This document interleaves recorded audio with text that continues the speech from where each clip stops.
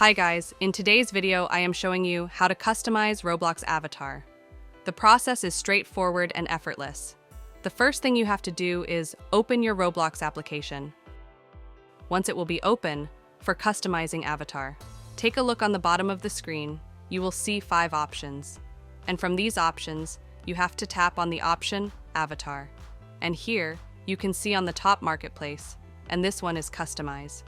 In Marketplace, you can buy new avatars and all other things. But we are customizing our avatar, so that's why I'm tapping on this option Customize. Here you can see the options: character, head and body, clothing, and the remaining. Like if you want to customize the cloth, then tap on this option Clothing.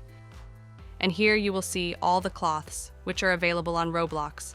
And if I tap on a specific one, as you can see, the cloth has been changed. And for buying it, we must need 90 Robux. And if you have enough, then tap on this option, and you will get this cloth.